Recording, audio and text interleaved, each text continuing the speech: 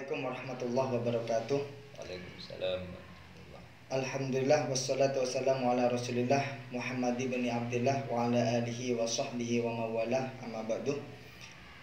Alhamdulillah, Lubul Labib kini mempunyai channel YouTube resmi. Jadi jangan lupa bantu kami dengan cara like, komen, dan subscribe, dan share ke seluruh dunia agar kami tetap semangat dalam menyajikan konten yang bermanfaat bagi Anda semua. Kita mempunyai program baru yang berjudul Ngaji Kopengan yang akan disajikan oleh mas-mas muda Pondok Pesantren Lubul Labib.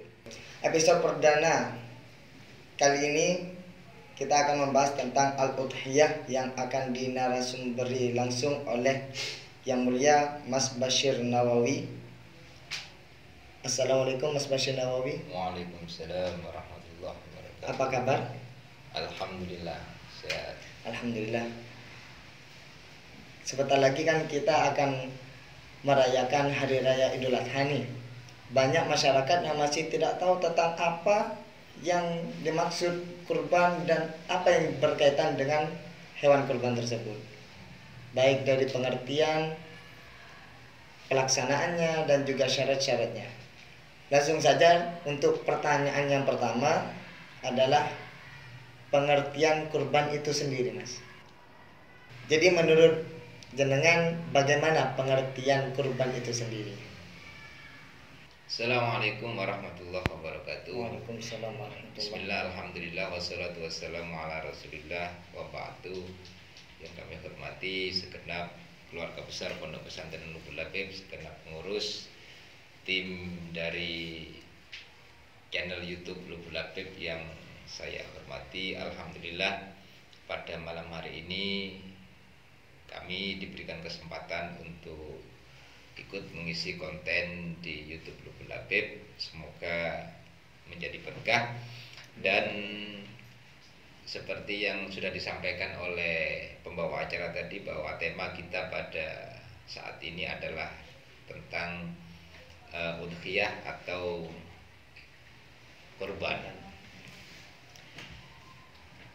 Kurban itu dalam segi pengertiannya, yang dimaksud dengan kurban atau yang dalam bahasa kitab biasanya disebut dengan udhiyah, itu adalah proses penyembelihan hewan yang dilaksanakan setelah sholat Idul Adha, yang tujuannya adalah untuk bertakarrub, untuk mendekatkan diri kepada Allah. Jadi pengertian kurban itu sendiri adalah menyembelih hewan yang bertujuan untuk mendekatkan diri kepada Allah. Adapun di dalam istilah kitab ada bahasa atau yang digunakan adalah udhiyah. Itu diambil dari kata duha, yang mana duha itu adalah waktu dimulainya penyembelihan hewan kurban.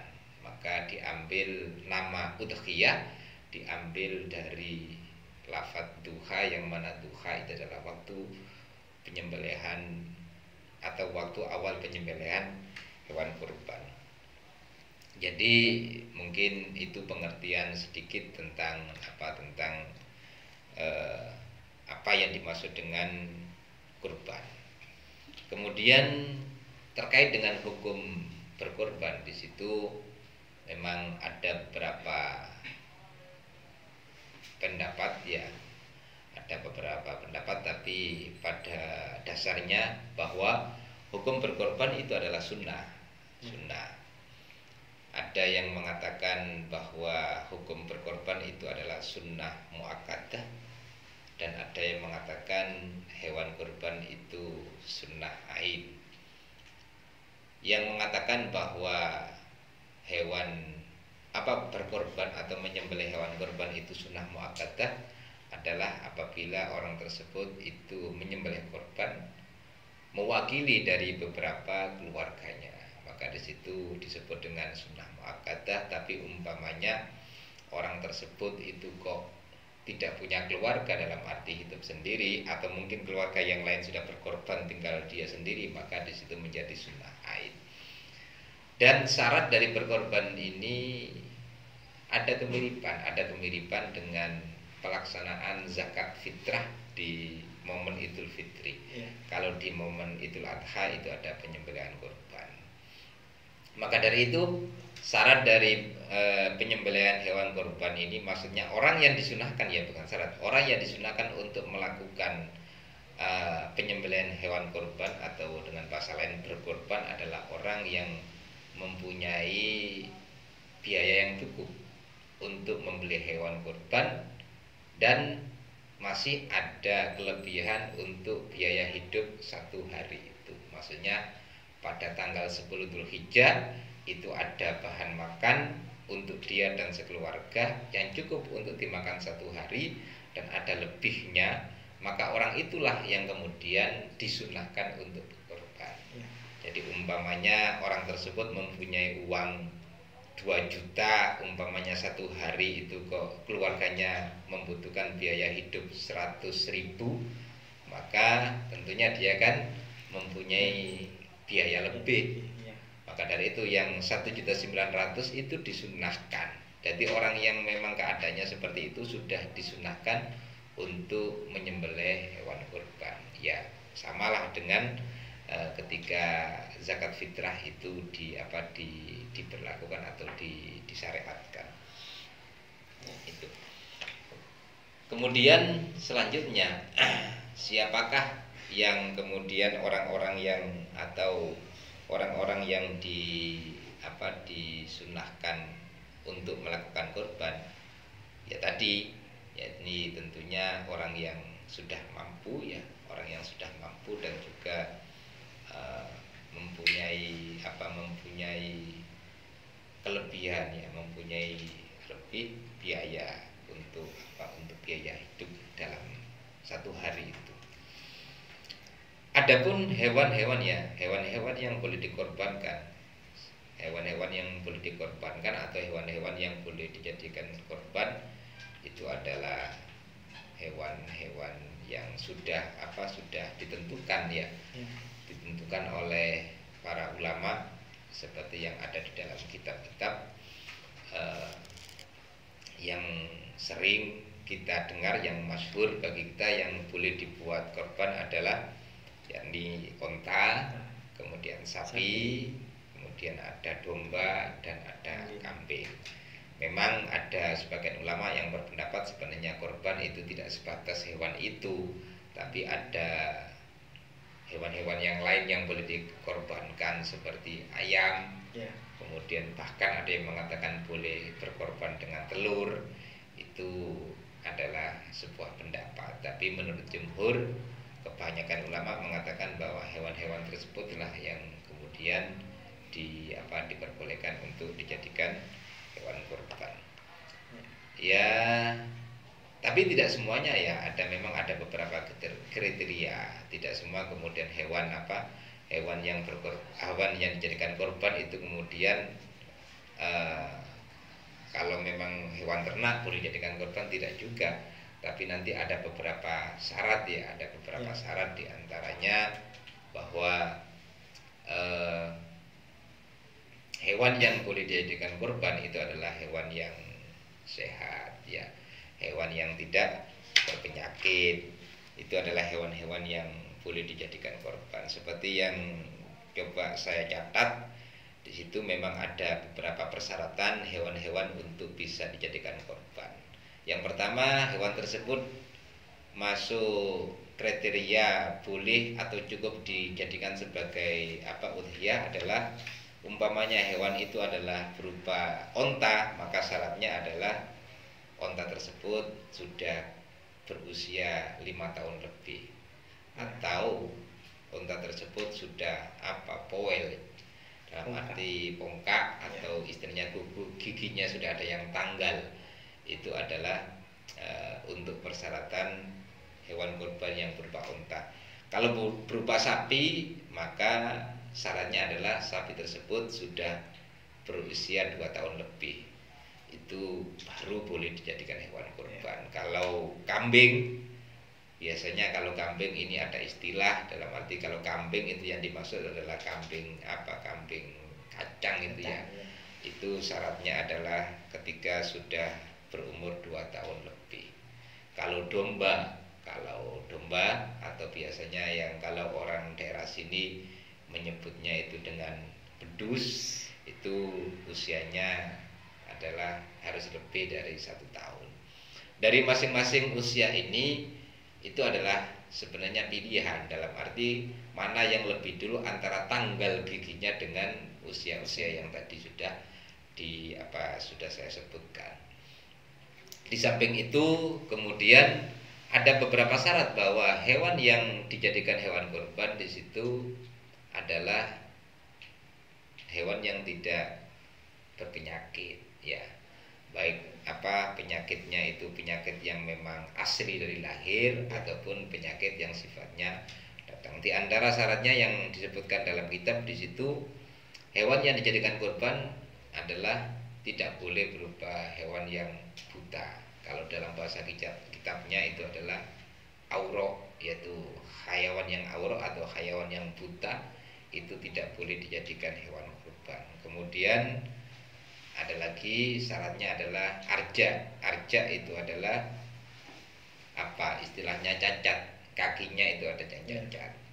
Kemudian ada lagi hewan yang tidak boleh dijadikan kurban adalah hewan yang sakit.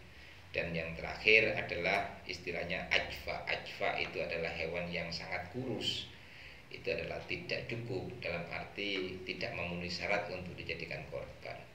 Kalau melihat dari beberapa persyaratan tadi, maka berkesimpulan bahwa tujuan utama dari hewan kurban ini adalah untuk dinikmati dagingnya. Maka tadi kenapa kok hewan yang buta itu tidak boleh dijadikan kurban? Karena hewan yang buta itu tentunya akan kesulitan untuk mencari makan, sehingga nanti bawaannya adalah dia akan kurus. Juga seperti ketika hewan itu cacat atau istilahnya ada cacat di salah satu kakinya, sehingga kemudian kalau di kitab itu diberikan batasan sekiranya dia itu berjalannya itu tidak bisa nututi dengan rombongan teman-temannya, maka ketika itu hewan tersebut dimasuk kategori arja, yang tidak layak atau yang tidak patut untuk dijadikan hewan kurban. Sudah. Kemudian untuk kelamin hewannya, apakah laki-laki atau perempuan, itu sebenarnya sama, dalam arti sama-sama diperbolehkan. Ada yang ulama yang mencoba untuk memberikan penjelasan secara detail bahwa memang yang lebih afdol itu adalah yang laki-laki. Karena apa? Karena biasanya hewan laki-laki itu atyabul lahman, dalam arti lebih enak dagingnya, lebih banyak dagingnya dan lebih enak. Begitu juga ada juga ulama yang mengatakan bahwa perempuan pun nggak apa-apa, dan itu lebih afdal ketika hewan perempuan itu ternyata lebih besar, dalam arti berkorban sapi laki-laki tapi agak kurus itu masih lebih baik berkorban sapi perempuan tapi gemuk. Karena apa? Tujuan dari berkorban adalah untuk dinikmati dagingnya. Nah, kemudian ada beberapa catatan bahwa ada yang mengatakan hewan yang sedang hamil di situ, ada yang mengatakan tidak boleh dijadikan korban, tapi ada juga pendapat yang mengatakan boleh. Ya, kembali seperti tadi, bahwa karena hewan yang hamil itu rata-rata akan berkurang dagingnya, padahal tujuan utama dari diadakannya korban ini kan untuk menikmati dagingnya, sehingga istilahnya tujuan utama dari berkorban itu tidak dicapai kalau memang dagingnya itu berkurang. Itu saya kira terkait tentang kriteria hewan-hewan yang bisa dan perlu syarat-syarat hewan-hewan yang bisa dijadikan korban. Mungkin itu sebagai pendahuluan dulu. Baik. Daging kurban itu sendiri untuk siapa saja untuk pembagiannya? Ya. Baik, terima kasih. Adapun untuk pembagian daging kurban, ya, pembagian daging kurban. Di situ dijelaskan bahwa daging hewan kurban itu kalau memang kurbannya itu kurban yang sunnah, maka ada sebagian yang wajib untuk disedekahkan atau diberikan kepada fuqara masakin.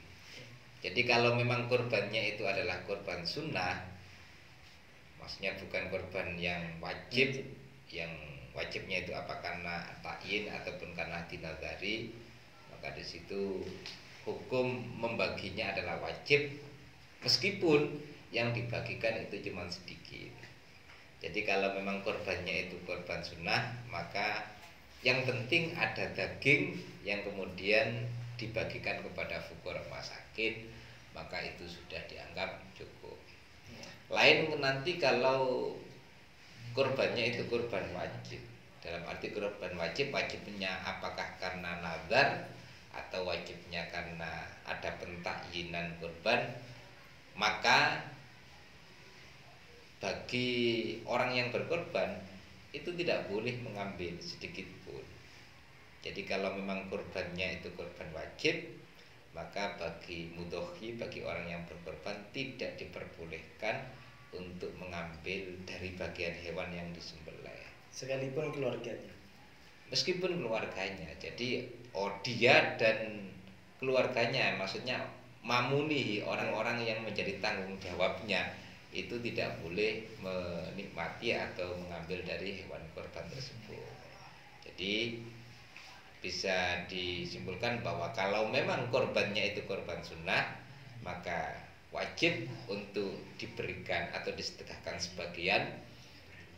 Kalau korbannya itu korban wajib, maka semuanya wajib disedekahkan, dalam arti tidak boleh mudhohi atau orang yang berkorban itu ikut menikmati atau mengambil dari hewan kurban tersebut. Itu.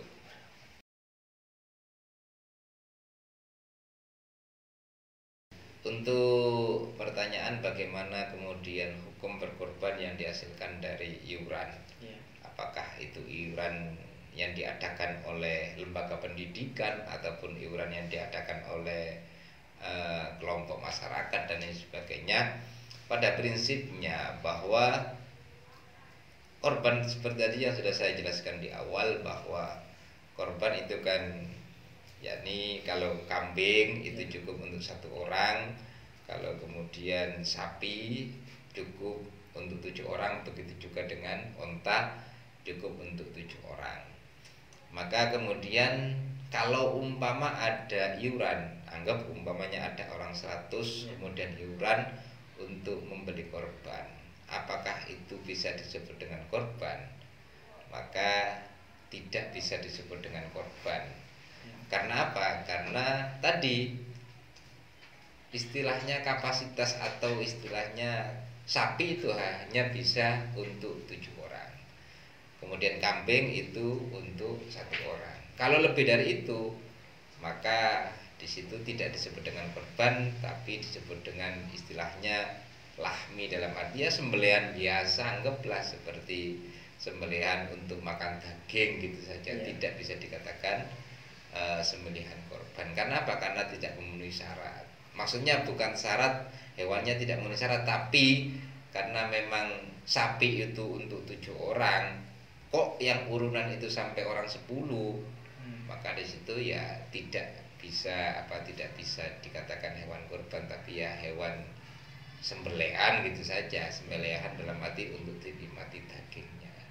Jadi pada kesimpulan akhir bisa dikatakan bahwa ketika hewan kurban itu kok tidak memenuhi syarat, apakah itu dari jumlahnya ataupun dari persyaratan tadi, persyaratan kesehatan hewannya, ketika tidak terpenuhi, maka di situ disebut dengan hewan sembelihan, dalam arti hewan yang hanya untuk dinikmati dagingnya, tapi tidak untuk dijadikan ibadah kurban. Saya kira begitu ya.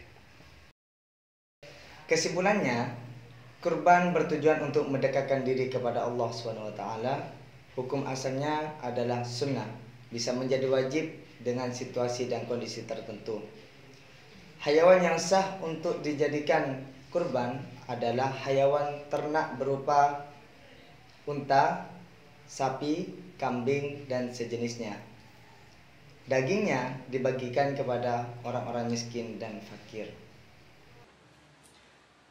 Alhamdulillah, kita sudah menyelesaikan episode perdana pada program Ngaji Kopengan ini. Semoga apa yang disampaikan oleh narasumber bisa menjadi tambahan ilmu.